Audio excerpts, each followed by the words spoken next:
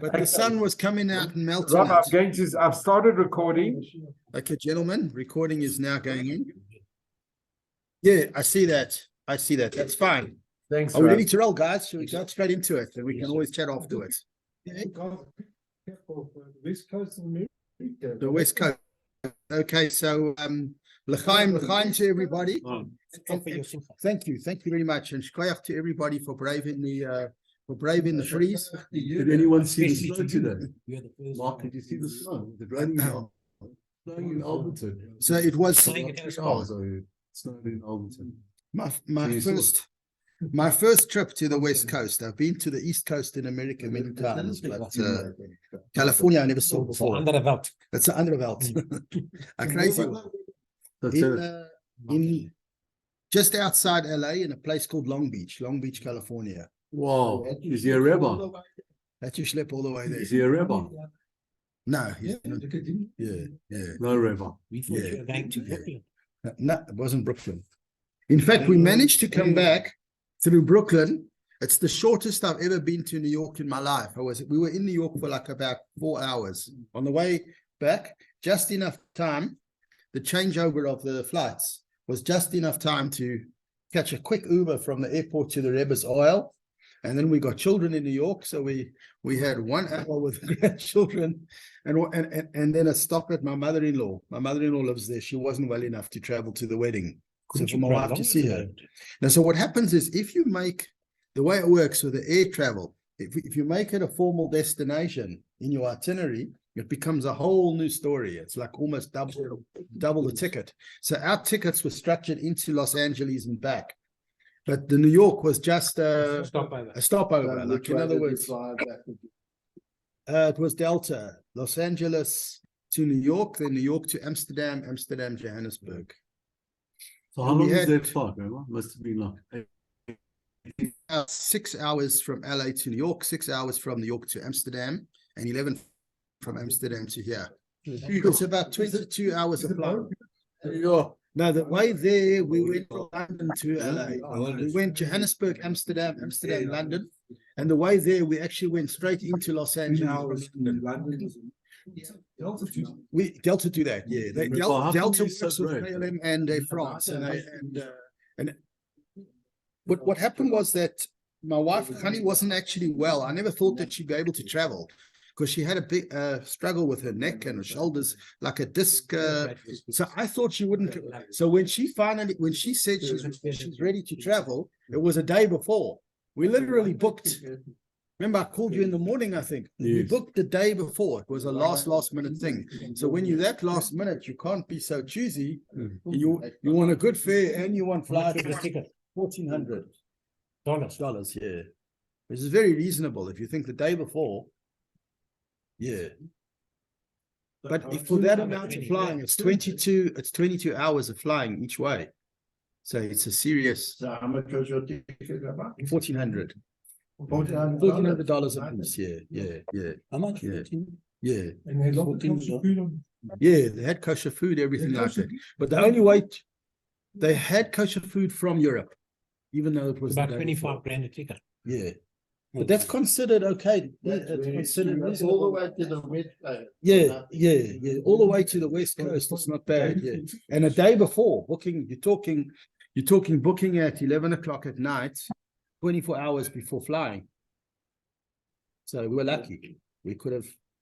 I didn't even think it was possible anymore. Very full. The planes are very full and very cramped. You're in the back. These business class, Anyway, so we should travel for Simchas. Yeah. It was worth it, though. Yeah, and that was wonderful. Wonderful to be with the family. How big is your family there? My wife's family is all from there. So it's a huge family. She's American. So her family. Huge family. Yeah. Very big family. Afterwards, we'll learn. I'll show you a picture. I'll show you.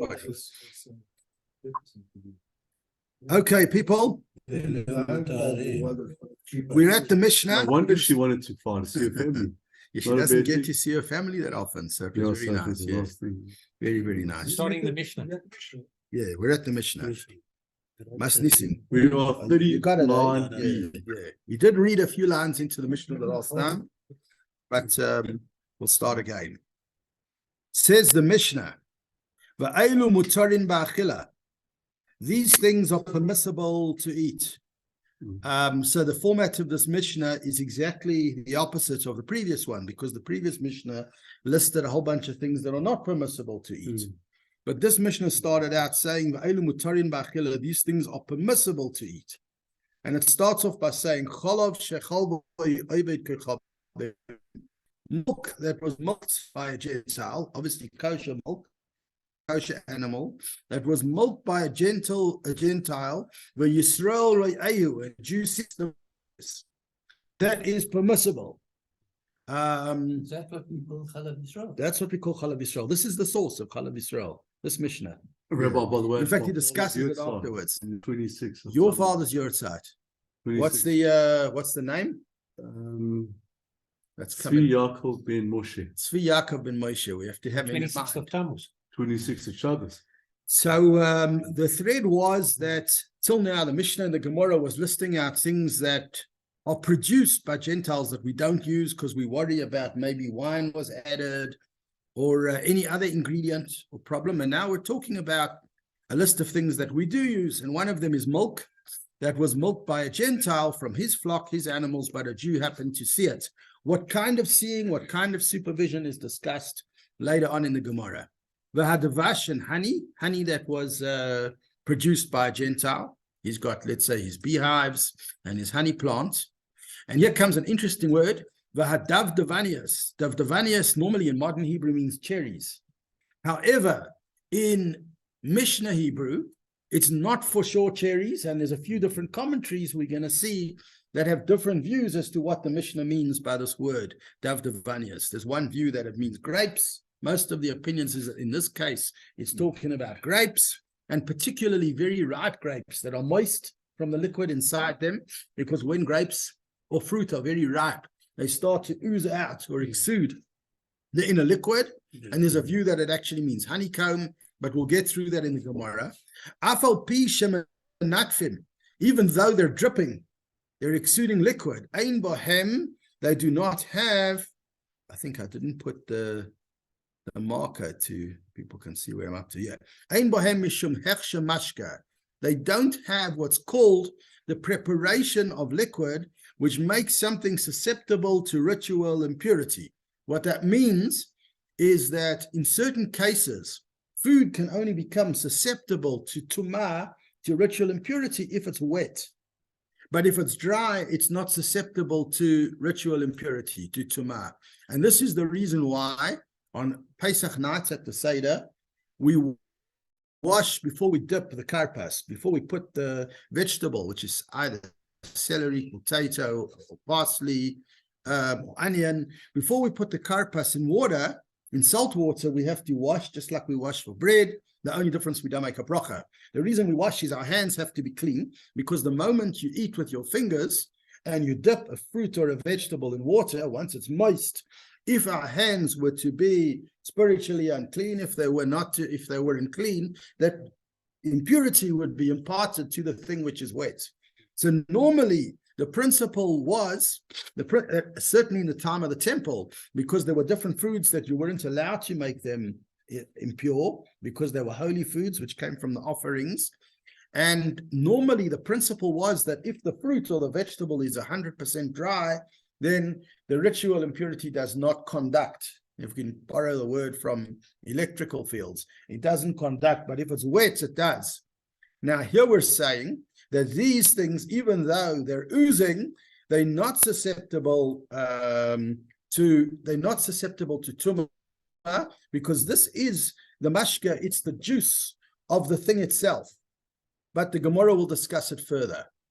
Uchavashin, and boiled vegetables, pickled vegetables, my mistake. Uchvashin shlokas is boiled, I think. Uchvashin, kibush means to pickle. Pickled vegetables, she'ain darkon losis l'seichen yayin, where it is not customary to add wine. We spoke about certain recipes of pickled vegetables had it was a given that they would add, whoever was preparing it would add wine. And this was a risk, because if Gentiles add their wine, then their wine's no good. But if we talk about, so in the previous Mishnah, we spoke about pickled vegetables that were commonly prepared with wine. Now we're talking about the opposite, pickled vegetables that are not commonly prepared with wine. Wine is not a usual ingredient. V'chometz, or wine vinegar, like balsamic. V'torit she'eina trufa, and tarit fish that is not completely minced. We spoke about tarit fish, which is like almost like a pate, or like you think fish paste, like pex and chove and chevet.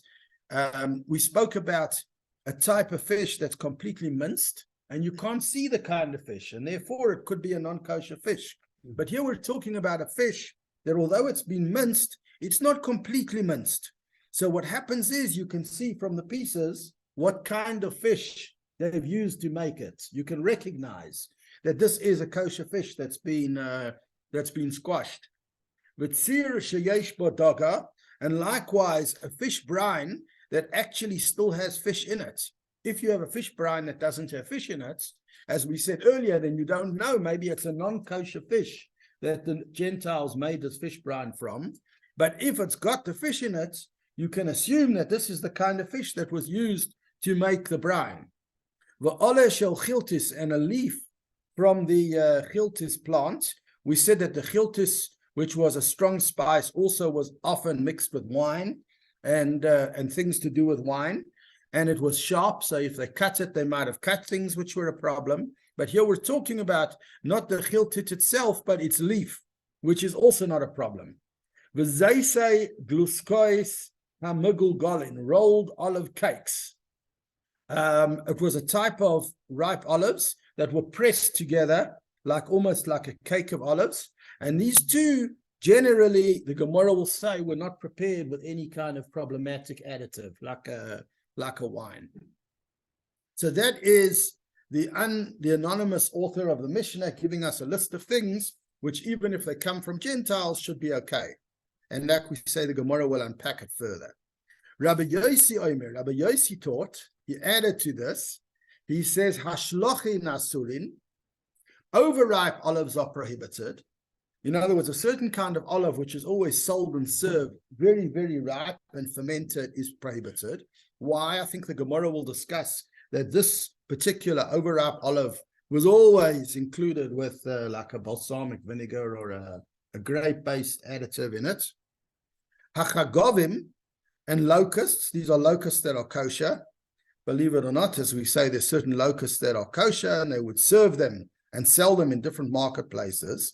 So with locusts, you had to differentiate where they came from. Now we're talking, at the moment, we're talking only about kosher locusts, but the problem is that they're being sold by Gentile vendors, Gentile merchants. And we don't know what's been added to them in the preparation. Now, it was common to add wine to the locusts that they had. So the problem was the wine, not the locusts. You could tell that it was a kosher species of locust. But what the Gemara points, so what the Mishnah points out, which the Gemara will confirm later, is that the way that the merchants sold them, they only added the wine at the last minute, because it was a kind of additive that if you left it pickling in wine too long, it would get ruined. You know, like certain foods, if you put the sauce or the dressing, it's very nice to eat.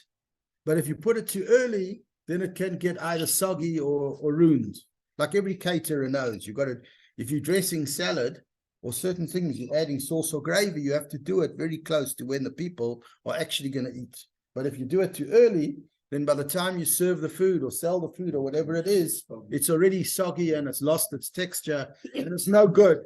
So apparently with these chagovim, with these kind of locusts, what they used to do in the deli, they had delis, is they would only add the wine close to sale. So therefore, those locusts that were sold like from the baskets right in front of the merchants were prohibited, because at that point wine may have already been added, mina heftek, but if it came from the storeroom, from the back, from the sack, mutarin, then it was allowed, because if it was in storage, they wouldn't have added any kind of wine yet. V'chein litruma. And likewise, with regard to the portion of produce that was designated for the priest, for the truma, the Gemara will explain exactly what that means, that there's certain cases where we have to worry about the truma, if in any case it has been, if it has had wine added to it. Okay, so this is the Mishnah. The Gemara starts to explain the Mishnah.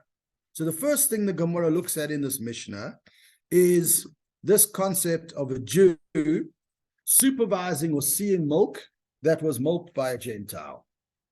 And the comment of the Mishnah was that because a Jew sees it, therefore it's okay, even though it's a Gentile who milked the animals.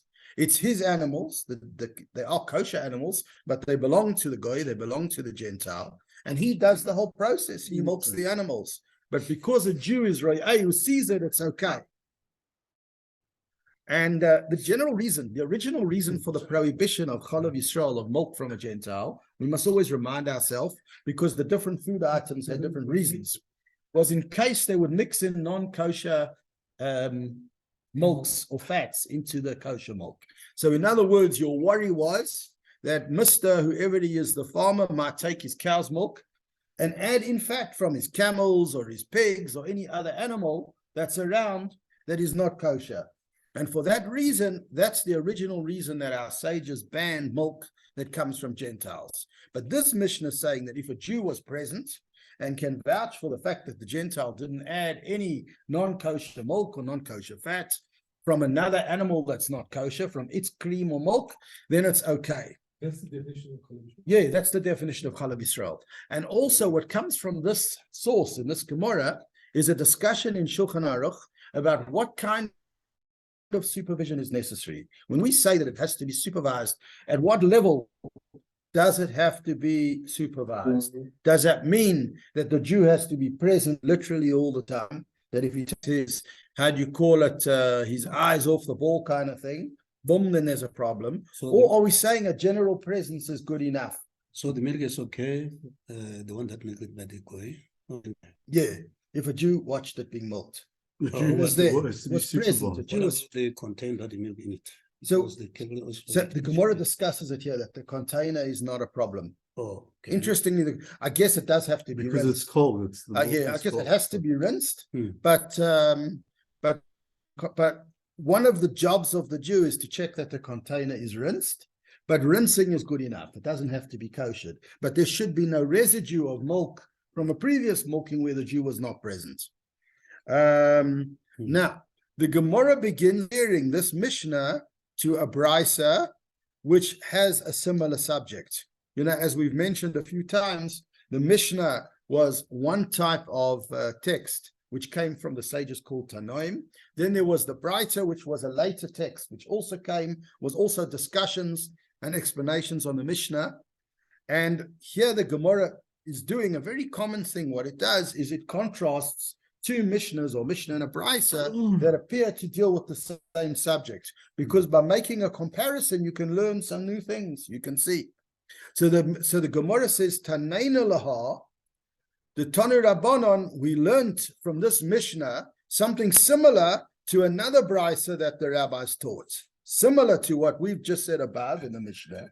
There's another place where it says, Yoshev Yisrael b'tzad edrei shel oved kechavim. The Jew is sitting literally next to the flock of the Gentile, but oved kechavim chaylev loya, the Gentile is milking for him, umayvin loya, and bringing to him.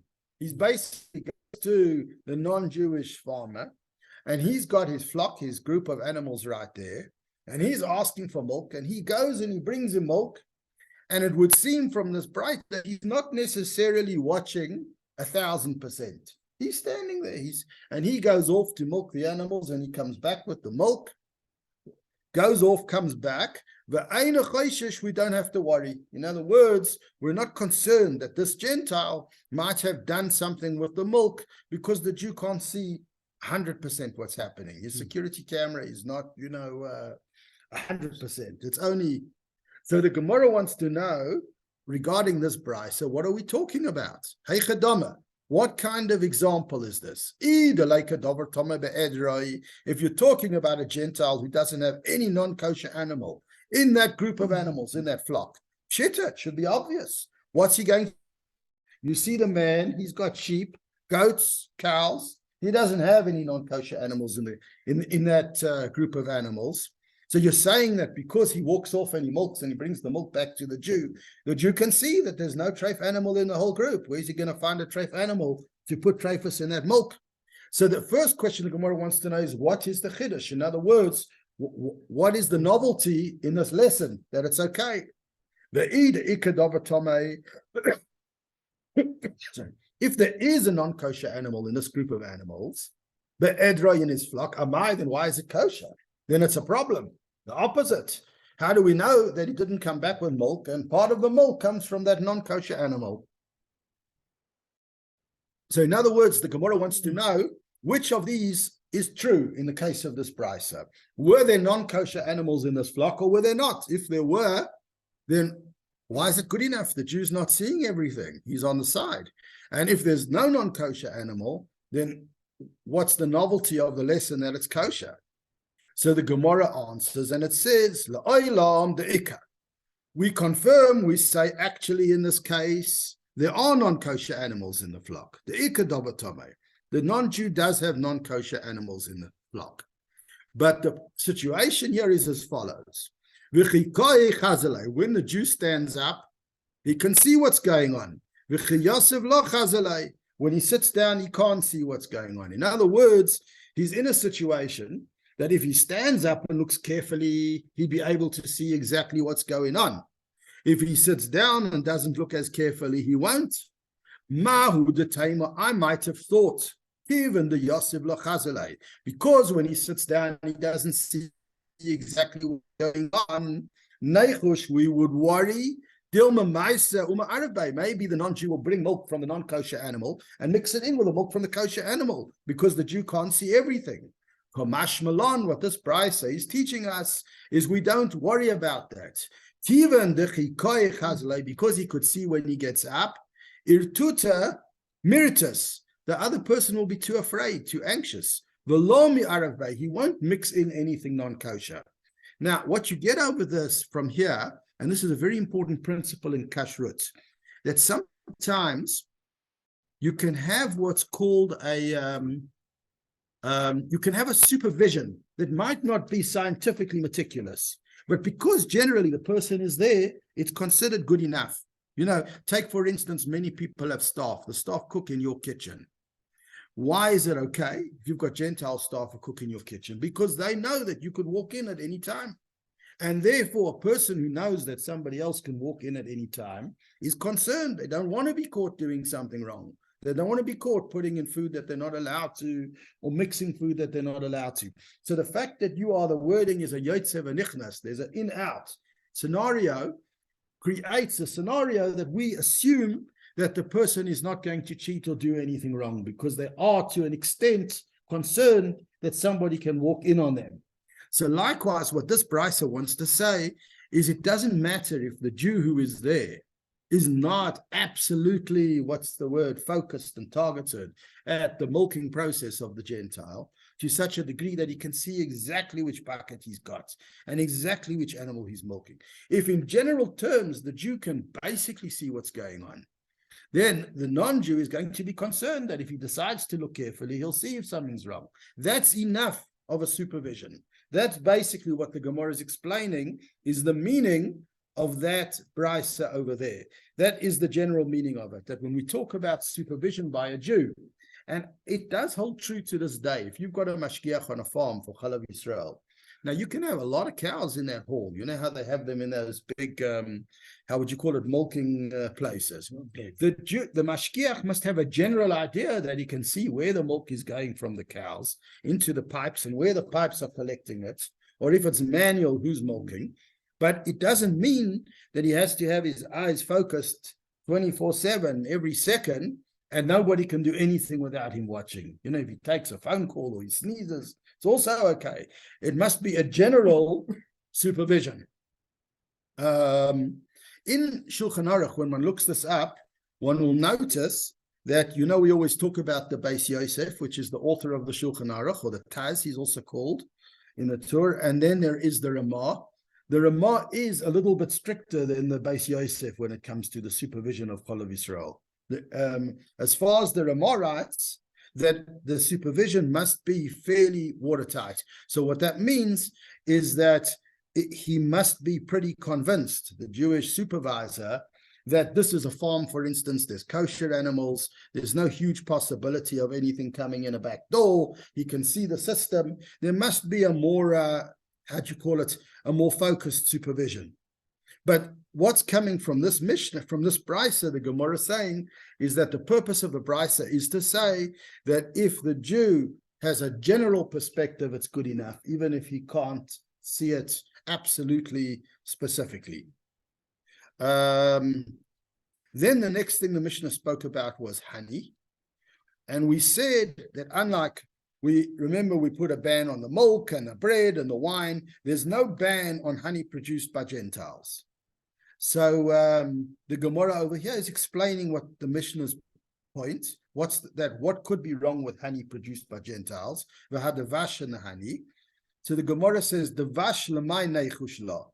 With regard to honey, what would be our worry? What would we be anxious about a Gentile producing honey? If you're going to worry that they're going to put wine, something like wine or wine-based vinegar in the honey, Mr. Sorry, he's going to mess up his honey. Wine is not a great ingredient in honey. It stuffs it up. So there's no reason to worry that he's going to add yain nesach in the honey. If you're worried about cooking that's done by Gentiles, if you remember, we said that Gentiles cannot cook. It's called bishul akum, cooking by a Gentile. So maybe we're worried, honey is a cooked product. They heat it, they cook it. So if you're worried about the cooking of Gentiles, that's not a problem, because honey is one of the foods or ingredients that can be eaten raw. Remember, we said that the rule of bishul akum is it applies to foods that cannot be eaten in their raw state, like potato. But it doesn't apply to foods that can be eaten either raw or cooked. If a food can be eaten raw, for example, carrots, then the fact that a non-Jew cooks them does not make them bishul akum. So the same thing applies to honey. Because honey can be eaten raw, even if in many cases it's produced with cooking or heating, it's not a problem. And the last one is, what about the vessels that belong to the non-Jew, to the Gentile? Maybe he produces the honey in his kalim, and his vessels might have seeped in the walls and the crevices of the vessels, treifus, wine or something else that is not kosher. If you're worried about the walls of the vessels that might require purging, that they haven't been properly koshered, and maybe there's a residue of treifus, of something not kosher, in the walls of the vessels that belong to the non-Jew, that's not a problem, because that would be a taste that gives flavor that's to the detriment of the product, not to its benefit, and therefore it would be permissible. If you remember, another principle that we said is that where there is any kind of flavor, Shalom Aleichem. Shalom Aleichem, Martin. Thanks for If there is any kind of flavor, and that flavor that's imparted, that's not kosher, and imparted to kosher food, is a flavor that comes into the detriment of the food, it doesn't improve it, it does the opposite, it deteriorates it, then it's not a problem. So once again, the Gemora summarized 3 possible worries about honey produced by a non-Jew. The worry of them adding non-kosher wine, not a problem, it will mess up the honey. The worry of them cooking the honey, not a problem, honey can be eaten raw. The worry of their vessel having a taste that's not kosher and imparting that taste into the honey, not a problem, because that would cause the taste of the honey to deteriorate. It's a water. The next thing the Mishnah discussed was this word we said, davdavaniot. Davdavaniot, again, the Gemora said in this case is a reference to fruits or grapes, even though in modern Hebrew it means cherries. but in this case, it's not only cherries, hadav davaniot, grape clusters, afal pi shemanakfos, even though that they drip, they exude their liquid, ein bohen mishum hechsha mashka. It's not considered something that's wet and now is susceptible to unclean contact. So the Gemora wants to contrast this statement of the Mishnah with another statement where Hillel and Shammai, who were two great sages, were initially arguing and then settled and said that that the liquid from overripe grapes does cause them to become susceptible to uncleanliness, which seems to be the opposite of what our Mishnah is saying. Or many, we ask a question, a contrast. It says, somebody who goes and harvests grapes in order to take them to a grape press. He wants to make wine. He wants to haul the grapes off to a grape press where they can be crushed and turned into grape juice or wine. So what happens when he harvests these grapes? And maybe already in the harvesting process, some of the grapes are squashed or overripe. So although the grapes are still grapes, there is a certain amount of liquid there. Initially in the debate, Shammai omer huksha, Hillel omer loy huksha. Initially, the sage Shammai said that the wetness on the grapes is enough to make the grapes susceptible to tumah, to becoming unclean. And Hillel said, no, it's not enough. But va'oidele Hillel Shammai. In the end, subsequently, although Hillel originally debated Shammai on this, eventually agreed with him, he conceded, and they both came to the same conclusion that the wetness of these grapes that are on their way to being pressed, it's as if they were wet with water, it's as if they were wet with pressed wine, and they are susceptible to tumah. If that's the case, why did our Mishnah say the opposite? Our Mishnah seemed to say the exact opposite, that the liquid from the grapes themselves is not going to make them susceptible. So the Gemora explains the difference. There, in the case of the Brisa, he wants to use that juice as a beverage. Here he does not intend to use it as a beverage. In other words, what you have in this particular halacha is a situation where the intent, what the person intends to do with these grapes or these fruits, has a profound effect on the status of the liquid or the fruit. What do we mean by that? If the person has harvested grapes and his intention is not a beverage, he wants to use the grapes in a fruit basket, he wants to serve them as grapes, he wants to have desserts, a fruit bowl, and he wants to serve grapes as a solid fruit. Because he has no intention to benefit from the grapes as a wet liquid beverage, the fact that some of them happen to be oozing out liquid, that some of them got squashed in the transport process, and so there is, call it technically grape juice that's now wet the grapes, that liquid is of no consequence. And even though these grapes are wet, that liquid will not cause them to become susceptible to tumah, because in his kavanah, his mind, he's not delving in liquid at all. He just wants to serve solid grapes. But if the intention of the person is to make grape juice or make wine, in other words, when he looks at the grapes, he's seeing grape juice, he's seeing wine, he's buying the grapes and using them for that purpose, then even the very first droplets that came out by mistake would already be considered part of a beverage, a wine beverage, and they will have the effect of making them considered wet for susceptibility to tumah. So we actually see an interesting thing, how the person's intention, their mind, and the purpose that they intend to use these grapes for has an effect on whether or not these grapes will now be susceptible for tumah. And in that case, they can't use those grapes to make wine. You mean afterwards? You can't. No, but Oh yeah. If it becomes unclean, then he's got a problem. Then the whole batch he cannot use. Then he can't use the batch because it now becomes stomach. Use it again to eat. Can he use it again? I think when it comes to food that becomes tamei, it depends what kind of food it is. If it was kodshim, which means it came from the temple and it was food that was designated and holy, those things are not allowed to become tamei on purpose. One isn't allowed to make holy foods spiritually unclean on purpose. But if it's regular foods that aren't necessarily holy, they're not designated for kohanim, then it may not be a problem if it became unclean. It just means that whoever eats it has to know that they're eating something that's not 100% pure. It's kosher, but it's not pure. And they may have to wash their hands or whatever it is afterwards because of what they've eaten. Can I tell you what's happened at Eden? The grapes are picked by machines, not touched by human hands, put into, I don't know, whatever you call these containers. These big vats or whatever they put them in. No, Yeah. no, Oh, the presses. The presses. First they pick it, dump it into a dumper, and the dumper dumps it into something else.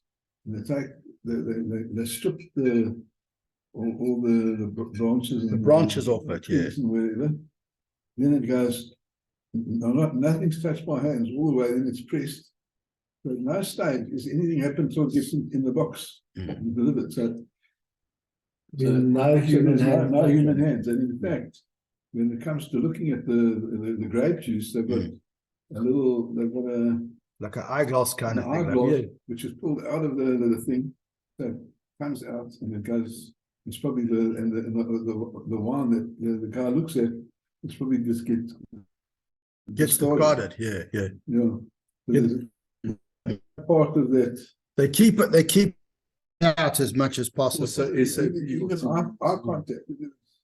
Yeah, what you had the problem with, yeah. So Even if every possible part of the situation Process. is covered. So that's ad kedei kach. So if you want to know perfection, that's like the closest to perfection. I would say in terms of. And when they these make kidding wine- got produced in they America. make, it's special place in Washington. You can There's have to special look. rules and the rain falls in a certain We've gone over way. to Mataris Sha'ina It's Trufa. amazing production. Use that, yeah. Also, it's a you Gemora. can watch the video. Are we going that way and turn it? Yeah, let's watch. Yeah, I think we're on this page. Yeah. I machine. think we did I checked it. I tell you why I know why. be there. Because there was a Mataris chap Sha'ina that thing in the Trufa. park. He wanted it for yeah. No, I think we could read one or two lines. Okay, so we'll Mataris Sha'ina Trufa, and then we'll actually start from there next week. We said that terret fish that's not minced for Mataris Sha'ina Trufa. Tanu Rabbanan Eizu Mataris Sha'ina Trufa. What's the definition of terret fish that's not minced? Kol shereish v'shedra nikar. If you can see the head and the spine of the fish, if the spine are recognizable, then it's not considered fully minced. And what brine, we said if a brine has fish in it that you can tell what the brine was made from,